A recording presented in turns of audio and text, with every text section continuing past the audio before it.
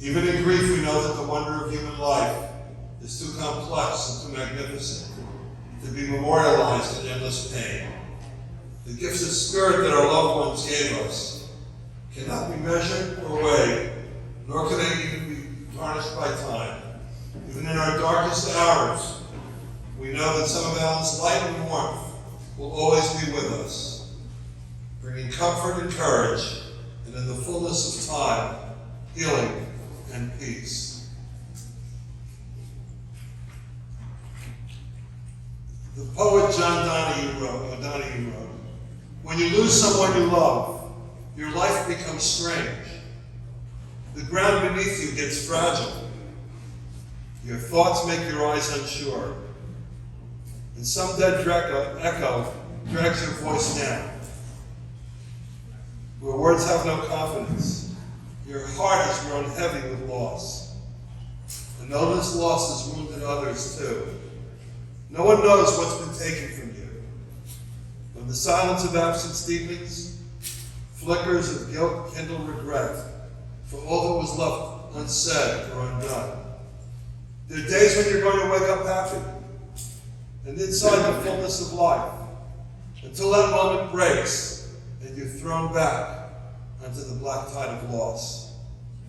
There are days when you have your heart back. You're able to function well, until in the middle of work or an encounter, suddenly with no warning, you're ambushed by grief. It becomes hard to trust yourself, and all you can depend on now is that sorrow will remain faithful to itself.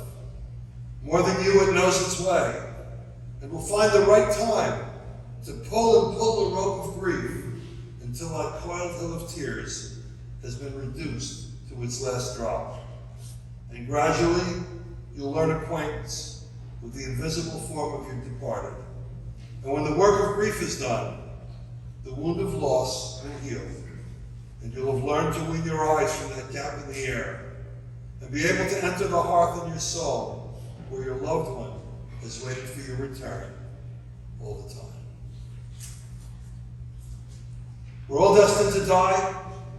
We will share it with all who ever lived, with all who ever will be. Cry for the dead. Hide not your grief. Do not restrain your mourning. But remember the continuing sorrow is worse than death. When the dead are at rest, let their memory be a source of peace, and be consoled when the soul departs. Shaviti Adonai l'neged tamid, ki mimini ba'alamot. I've set the eternal always before me. God is at my side. I shall not be moved. Therefore does my heart exult and my soul rejoice. My being is secure.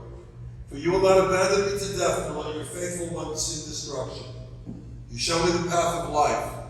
Your presence brings fullness of joy. Enduring happiness is your gift. On behalf of the family, I want to thank all of you for coming here today to pay final tribute to Alan. I'm honored to stand before you to conduct this service. When someone we love dies, there's always a tremendous amount of shock.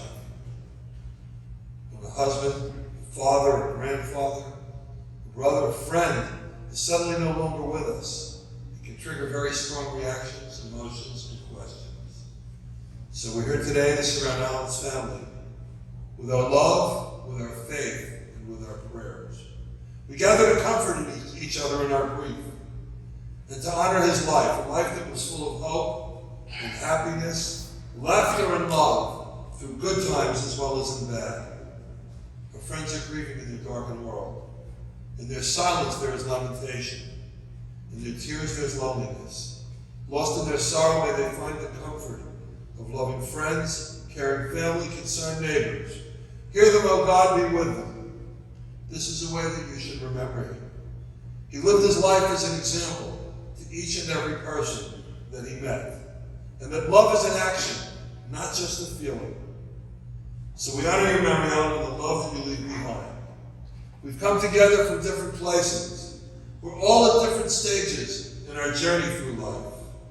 Our paths are varied. We look at life in different ways. But there's one thing that we all have in common. At one point or another, or to some degree or another, Our lives have touched Alan's life, and his life touched yours. So today we put aside our usual daily activities and gather here to give expression to the thoughts and feelings that well up in us at this time of grief. And because in one way or another, his death affects all of us. I'd like to read the message of hope that the Canon Henry Scott Holland wrote for his wife shortly before he died. And I feel, Vicki, that these are words and sentiments that Helen has for you. Death is nothing at all. I've only slipped away into the next room. Whatever we were to each other, we still are. Please call me by my old familiar name. Speak of me in the same easy way you always did. Laugh as we laughed at the little jokes we shared together. Think of me and smile. Life means all that it ever meant. It's the same as it ever was. Death is inevitable. So why should I be out of mind? Because I'm out of sight. But I'm waiting for you. I'm waiting for an interval. Nothing is past or lost. One brief moment, and all will be as it was before. Only better and happier, together forever. All is well. Mizmor LeDavid, Mizmor LeDavid, Adonai Roi Lo Echsar, B'lo Teshet Yar Mitzeni, Al Mei Menucha Yinach Aleini, Lashivet Yeshoveh, Yatlein V'man Tzedek, L'ma'an Shemo, Gam Ki Eila B'Getz Al-Mamet, Lo Yira'ara, Ki Ata Imadi, Siftecha U'Shamtecha, Chamei Nachamuni, Torach Lefanav, Shulchan Neged Sabirai, Tishamta B'Shemen, Roshi Kosi Rabbi, Avtov V'Chesed, Yodefuni Kol Yimei Chayai, Yeshivki B'Veit, Adonai Le'olech Yamin. The Lord is my shepherd, I shall not want. He maketh me to lie down in green pastures. He leadeth me beside the still waters. He restoreth my soul. He guides me in straight paths for his name's sake. Yea, though I walk through the valley of the shadow of death, I'll fear no evil, for thou art with me. Thy rod and thy staff, they comfort me. Thou preparest the table before me in the presence of mine enemies. Thou hast anointed my head with oil, my cup overflows. Surely goodness and mercy shall follow me all the days of my life, and I shall dwell in the house of the Lord forever. Amen. No matter how eloquent the words that are spoken today, no matter how kind friends are in their expressions of care and concern, there's a genuine and valid sense of sorrow and loss that's experienced when a loved one is no longer with us. There's a sadness that exists because we can no longer enjoy Alan's company, his friendship, his fellowship. Eloheinu Elohei Avotenu V'Emunatenu, our God and God of our ancestors, at this hour of grief, we turn in prayer to you, the all-merciful and all-wise guardian of our destinies. You're our loving parent. In the fullness of your kindness, you lead us in the paths of life. The light of your goodness ever illumines our steps. Even when we're in the valley of the shadow of death, we feel your presence. We see your hand in all that comes over us, and reverently submit to your decrees. Esainai Elohim Ye'yin Yavo Ezri Me'im Adonai, Oseh Shemayim Ha'aretz. I lift my eyes to the mountains. Where does my help come from? My help comes from Adonai, our God, the maker of heaven and earth. God will not let your foot give way. Your guardian will not slumber. Behold, the guardian of Israel neither slumbers nor sleeps. Adonai is your guardian. Adonai is your protection at your right hand. By day the sun will not strike you, nor the moon by night. Adonai will guard you from all harm. Adonai will guard your life. Will guard your coming and your going from this time forth and forevermore. Amen. Our life is a dance to a song that we can't hear. Its melody courses through us for a while. and then it seems to cease. Where did that melody come from? And where does it go when it's done? In darkness and light, we turn to you, O God, the source of life, the response to all mysteries. At the rising of the sun when it's going down, you'll remember it. In the blowing of wind and the chill of winter, you'll remember it. In the opening of buds and the rebirth of spring, you'll remember it. In the rustling of leaves and the beauty of autumn, you'll remember it. In the beginning of the year and when it ends, you'll remember it. When you're weary and in need of strength, you'll remember it. When you're lost and sick at heart, you'll remember it. When you have joys you can share, you'll remember him.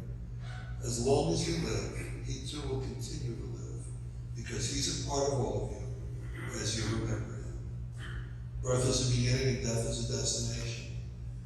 But life is a journey, a sacred pilgrimage, made stage by stage, from birth to death to life everlasting. So it says in Ecclesiastes chapter 3, for everything there's a season and a time for every experience under the heavens. The time to be born and the time to die. The time to plant and the time to uproot what is planted. The time to tear down and the time to build up. The time to weep and the time to laugh. The time to grieve and the time to dance. The time to throw stones and the time to gather stones. The time to embrace and the time to refrain from embracing. The time to seek and the time to lose. The time to keep and the time to discard. The time to tear as we tore the ribbon earlier. And the time to sew. The time to bind wounds together. The time to keep silence and the time to speak. There are several people who have asked to speak. First I'm going to call on the son.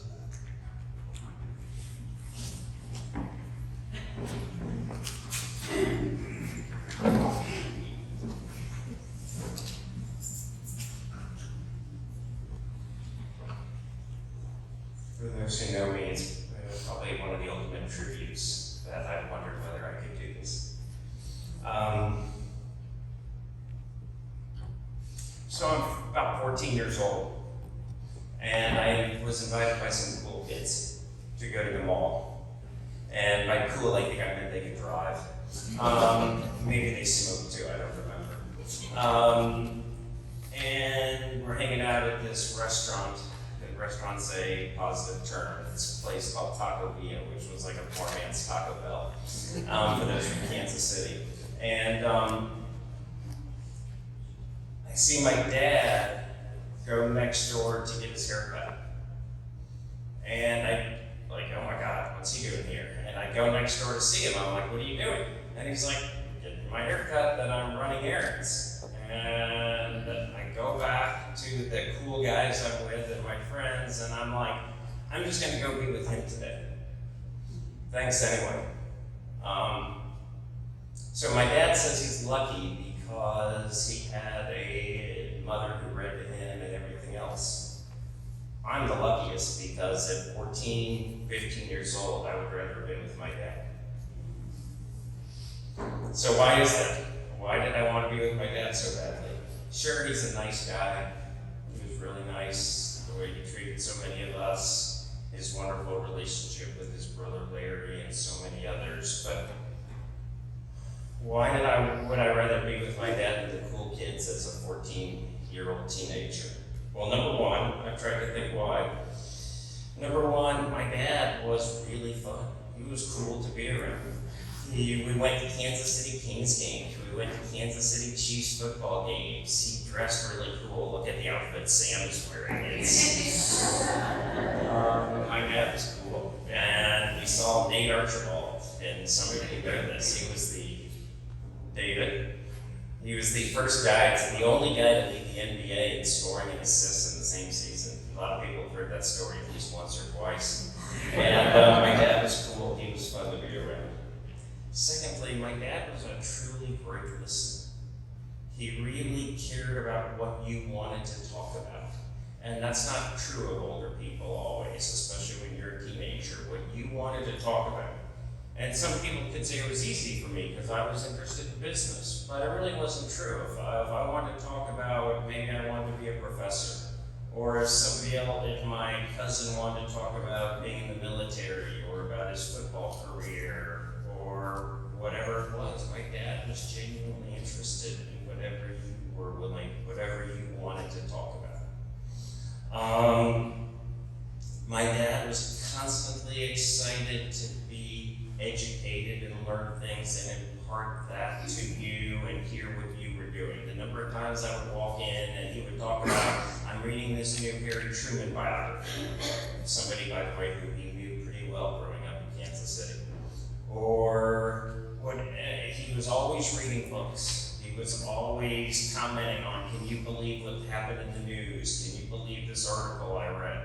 My dad was truly an engaged person. I remember being in college and my dad would send me articles. And of course, in that day, you copied them and put them in the mail, whereas you also only get articles that I forward electronically, but you know where I get it from. He would send articles to me. The other thing my dad was, that I'll never get over, that I hope I adopt, is he had a wonderful optimism and happiness, and he was all in whatever he was doing. So my dad was in real estate, and we had this restaurant tenant called Noggles. And Noggles was probably better than Taco Villa, but no better than Taco Bell. And my dad was so encouraging and was always like, it's the best. I mean, to hear my dad talking about it, it should have been winning James Beard Awards. He had this enthusiasm for what you were doing and whatever was in front of him, this unbridled enthusiasm for life, untouched by almost any other person I've ever known. It could be your social work career, it could be sports, it could be a restaurant that he liked, it could be a book he was reading. It was the greatest, it was so good, he had this enthusiasm. And I wish there was a way to teach that unbridled enthusiasm at which he approached life. It was magical and it was special. So those are really the reasons. At 14 and a half, 15 years old, I would rather have been with him than anybody, and why to this day I still feel that way. Thank you. Thank you for that tribute. Next, we'll call his son Darren.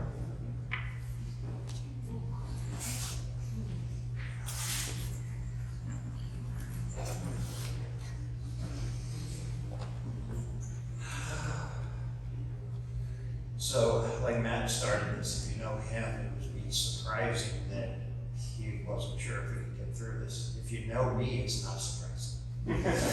I don't do a lot of this. I'm a psychotherapist. I prefer one-on-one, 15-minute conversations. But what I'm going to do is I'm going to read, and some of this overlaps, so be patient, some of it overlaps with some of what Matt said. But I am going to read a list of 30 things that Dad said to me, and I did this 9 years ago at his 80th birthday also. So here we go. The dollar is round, it rolls. If it was easy, everybody would be doing it. Most people are doing the best they can. Consider what someone has had to work with in their life in determining how successful they are. This is a good one. The 3 most important rules of real estate. Location, location, location. It doesn't matter where you live. Home is simply where your family is. Another favorite. You may have caskets of jewels and coffers of gold and tangible wealth untold, but richer than I you will never be, because I had a mother who read to me. And I have that in my wallet, and Dad always had that in his wallet as well. If you don't know where you're going, any road will take you there. When you're lucky, you tend to get the best parking spaces.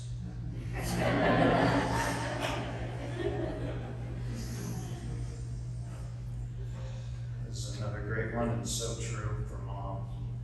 The best decision I ever made was marrying your mother. And if I had it to do all over again, I would. If they put an insane asylum on every block, they could fill them.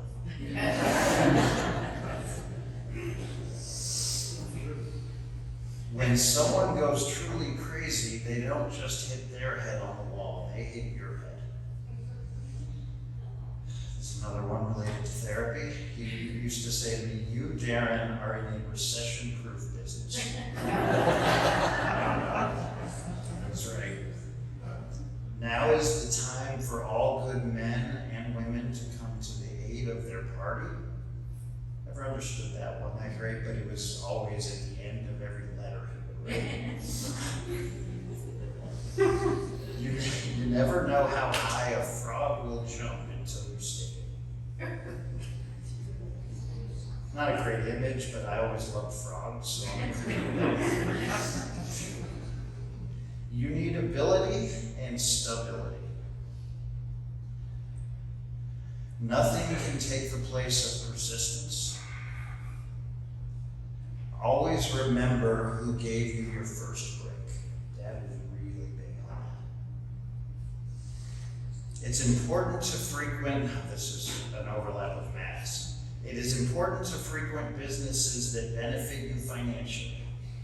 On a related note, I miss novels, and I'm a little insulted that Matt said it wasn't as good as Taco Bell. We lived on cheese and quesos and ate burritos when I was growing up. They were always in our fridge. Mane and tail shampoo is not just for horses. Used it and had us use it. There's always a bigger dog. Dad always said that. Coaches aren't rocket scientists, but Hank Stram was the best I ever saw. Another Chiefs-related one. And then Jim Peterson, who couldn't be here, and then Jim said to the guy, I'm not about to fight him over Otis Taylor's honor. Here's another overlap with Matt. The only player to lead the NBA in scoring and assists in the same season was Nate Tiny Archibald. And as an added thing for any other Hawks fans here, like I am, Trae Young just did it this season, actually. So now there's two. Avoid arguing with teachers or bosses, because even if you win, you still lose. Take vitamins and fiber and drink a whole lot of water.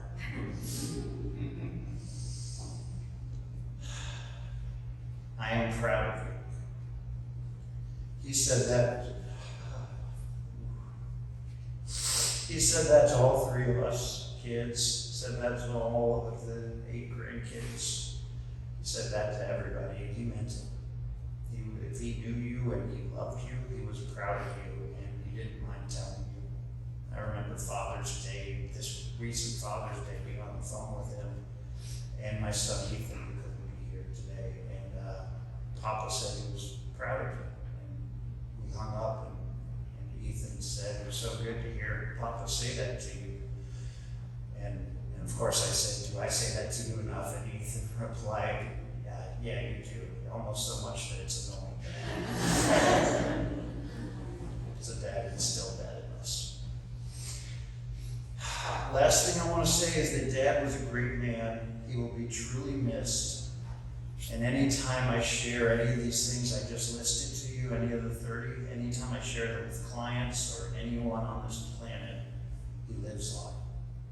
Thank you. Thank you for sharing that.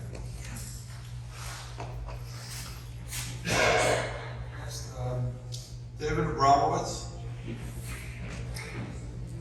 Nephew.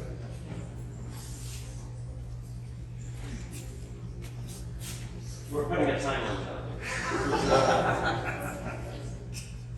I was told in advance you know what was good.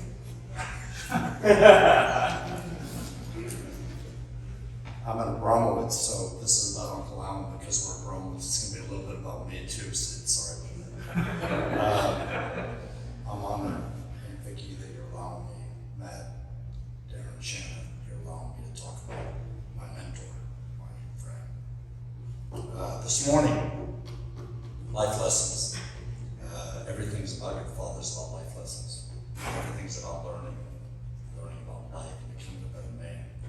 This morning, I was working out this morning and Sam wanted it.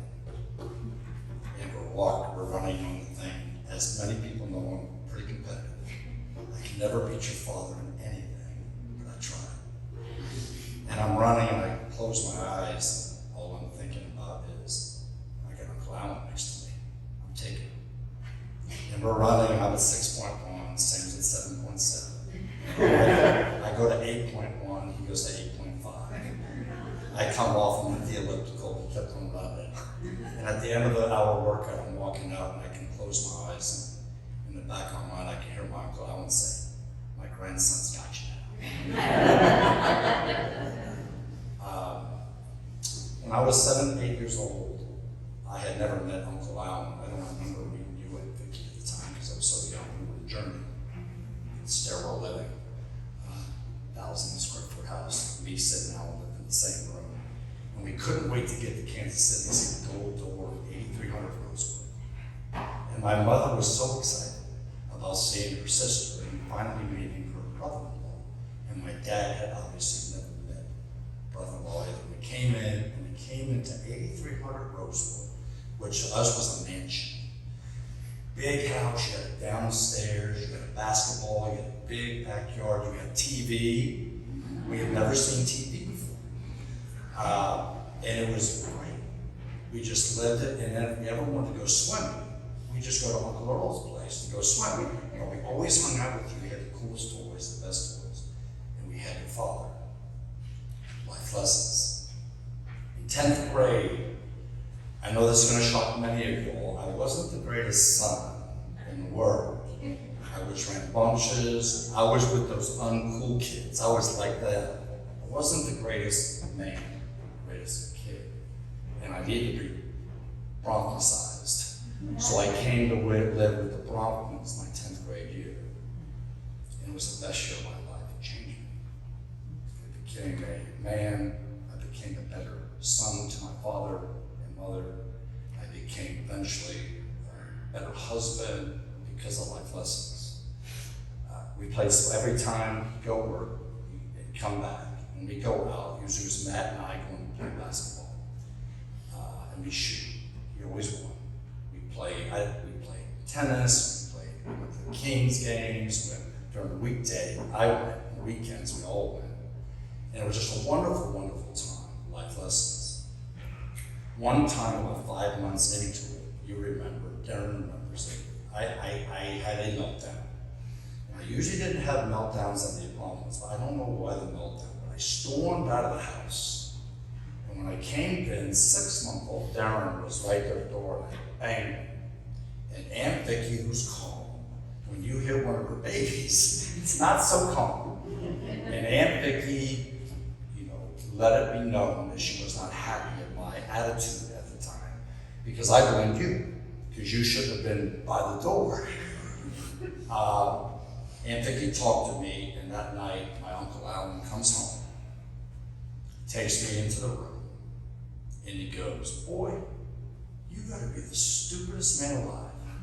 You got your Aunt Vicki, who you learn how to drive, you eat all the food, you come here, we treat you like a chuck and that's the way you act, your Aunt Vicki." He goes, "You need to grow up and not do that. You need to learn from this and keep your anger in check." Then we went and played basketball. Never brought it up again. Life lessons. In 12th grade, after I stayed there for a year and had just a wonderful year, my 12th grade year, I finally met the woman of my dreams. And before I introduced him to my mom and dad, I brought him by the Bronfman house. And Sherry probably remembers this. Ronit probably remembers it. David Cinco probably remembers it. Tara remembers it. But Gloria sat right next to Uncle Alan in the chair that he did with that dragnet light on her. And then I left. An hour and a half left, Gloria sweating. She'd been totally interrogated. I don't think she was waterboarded. But your husband, my Uncle Alan, asked a question. As you said, she's a great listener. She learned about Gloria. And as we left, he pulled me aside and says, she's the one. And I knew when Uncle Alan said that, I knew he was the one. My uncle was my second father. As Matt so eloquently said, Darren so eloquently said, he's the best listener I've ever met. Anytime you had a problem, you could talk to him, and the eternal optimist, whatever you had to say, he would give you positive attributes, life lessons. I like both your guys. The two ones I learned is because when I was at the Air Force Academy, I lent some money to my roommate, and I never got it back, and we didn't become friends. His life lesson was never give money to your friend. Just give him. If he needs 300, give him. You don't want to lose the friendship. His love for you three was unlimited. We try to talk once a month, and we had great talks. We always started talking about our children, and he was so proud of you three. But I'll tell you this right now, the two people in his life that meant more to him was his mother, and I can still remember in the car him talking to his mom all the time, and then Vicky. No one loves their spouse more than you. He doesn't ramble about it. He just says, it's the best decision I ever made, and it changed my life being married to my Aunt Vicky. In closing, I appreciate you guys allowing me to do this. I love this man. I can tell you the promises, and you know this. We're always there for you. Anytime you need us, we're there. We love you guys very much, and I miss Long very much. Thank you. Thank you.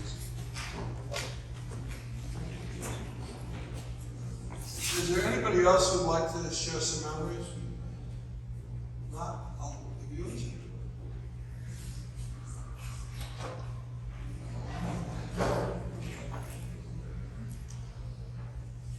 In a sense, it's strange being here and looking out to the left and not seeing Alan sitting there. I think for 29 years at Boca Point, Alan and Vicky sat in the front row at the High Holy Day services. They were a fixture there for every year. And I'll miss that. I truly will. With broken hearts, we come together today to mourn the loss of Alan.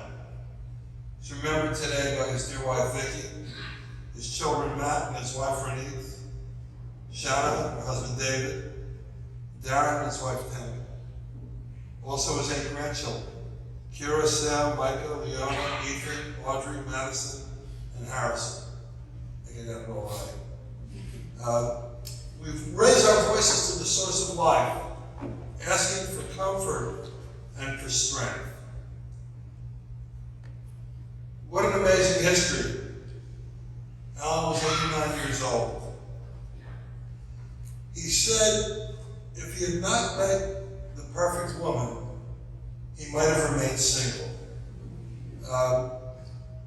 So in the early 60s, Alan was about 30 years old.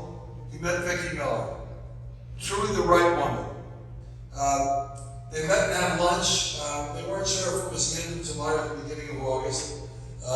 But what they did remember was that they were engaged on October 1st of 1964 and got married on November 15th. And I think you were born on November 15th. October 1st. October, you were on October 1st, okay. But Alan was known as the Jewish catch of Kansas City. He liked to say, if I could do it over again, I wouldn't change a thing. Whether it was playing tennis in the Oakwood Country Club or later on at Boca Point, the Chiefs football games, the Kings basketball games. He was an original season ticket holder for both of the teams. He embraced his community. He founded the Kansas City Youth Corps, chaired the Civic Action Committee, the Chamber of Commerce, was president of the local Optimist Club, served as a lifetime board member of the Kansas City Jewish Community Center. I think he was a past president of Temple B'nai Yehuda. He was honored for his community service by many civic and religious institutions, including receiving an award from the mayor for his work to rejuvenate downtown Kansas City. His greatest love was his family. Family was number one. He fully engaged in his kids' passions and was so proud of them. Whether it was their tennis tournaments or later in life their successes in business. He was a supportive uncle and cousin, always finding time for others and for his extended family. But you know, I'd like to say that the secret to his success was a loving mother who read to him. But really, the secret to his success was his smarts, his kindness, and his optimism, and his work ethics. But his greatest successes are behind him, the legacy that he leaves with his family. The family wants to wish their appreciation to Ledestre de Oliveira, Joyce Lynn Jordan, and Rosine DeJoy for providing Alan with such wonderful care. It's important that we remember caregivers. They do so much for our families. Every life is precious. Every loss is one that takes something from us in the fabric of the human family. And yet when that loss is closer to home, we feel that pain so much more. Today, all of us here become mourners. One response to our tradition is to perpetuate the memory of our loved ones by performing acts of tzedakah, acts of kindness, acts of charity, and goodness on their behalf. I always like to recite the 23rd Psalm, which I did during the service. It's venerated by Jew and Christian alike. It's known by heart by countless millions of people and recited by innumerable individuals when they find themselves in a situation of pain and trauma. It's a small psalm. It's only 6 sentences, 57 words in Hebrew. And yet, it's become the cherished gem of so many people. And it's helped lift them out of the abyss of deep depression and dejection. Let me read you just a couple more lines from the psalm. The Lord is my shepherd, I shall not want. Though I walk through the valley of the shadow of death, I shouldn't fear. For you're with me. Your rod and your staff, they comfort me. In that handful of words, we read of suffering and pain, danger and death. But I believe this psalm has captured the emotions and interests of so many people because it attempts to help us go through that highway of pain and suffering and return to the roadway of normal life. I think there's some lessons we can learn from that. The psalmist says, though I walk through the valley of the shadow of death, I shouldn't fear. Every single person in this room today has experienced death in their lifetime. We go through it, we experience it, and at a certain point we get on with our lives. In the Jewish tradition, we sit Shiva. We have Shloshim the first 30 days, then the first year.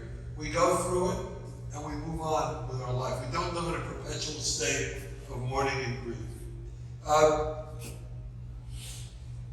The reality teaches us, even though it's cruel, no family is immune from death. It also teaches us, though I walk through the valley of the shadow, I shouldn't fear. I shouldn't fear going through it. It says we shouldn't stop. We shouldn't tarry or linger in grief. We shouldn't recite a perpetual Yizkor. Shiva is only 7 days. Kaddish is only for a year. Yortzeit is once a year. then we go on. So it is with our tears. We eventually overcome that, and we say, though I've walked through it, I've learned enough. And yes, it's hurt, but now I have to get back to the reality of life and begin living again. I shouldn't become cemented in my grief. And the rabbis tell us that although we must mourn in Shiva, we shouldn't mourn to excess. But you know what? We don't understand. We wish we knew what to say. A few stumbling words are inadequate. Oh, I'm sorry for your loss. But the family should know we're with you in our pain. And biyadenu, it's not in our hands.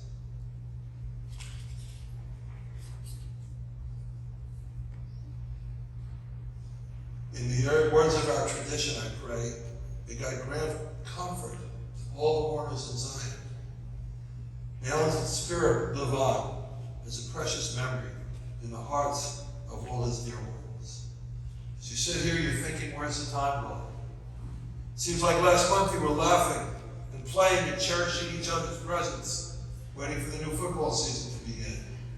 Where's the time going? Seems like last week you were holding each other tenderly and making plans for the future. Where's the time going? It seems like yesterday you were young and full of life and nobody could stop you.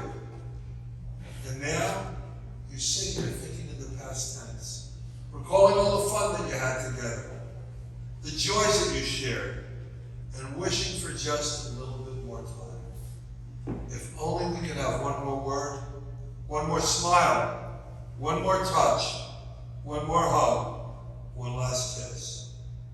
But despite it all, you have to be grateful that you had each other for so many years. The truth is, life is never long enough. There's never enough time. So we really have to thank God for the beautiful memories, which nothing and no one can ever take away.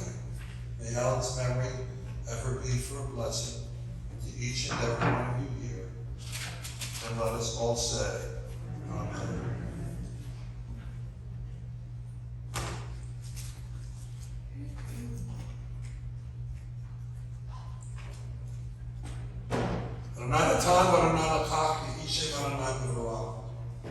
An ancient people were well acquainted with grief in the valley of shadows. Death and sorrow are not strangers to us. Yet the centuries have taught us that a Shem Tov, a good name, endures beyond the grave, and there is strength in faith. With the prophet Job, we say out of 9 at a time, God, you gave us a loved one who will never be forgotten. For all that was good and enduring in Alan's life, we offer the deepest thanks of our hearts. God, you've taken away.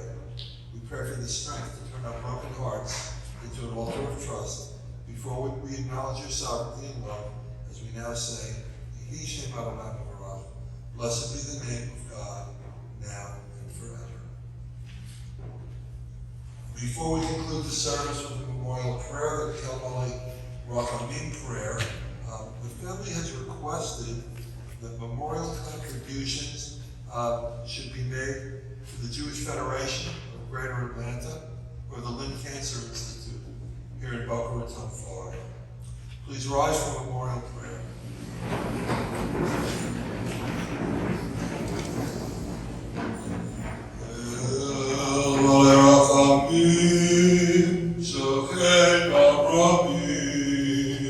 Come and save me from the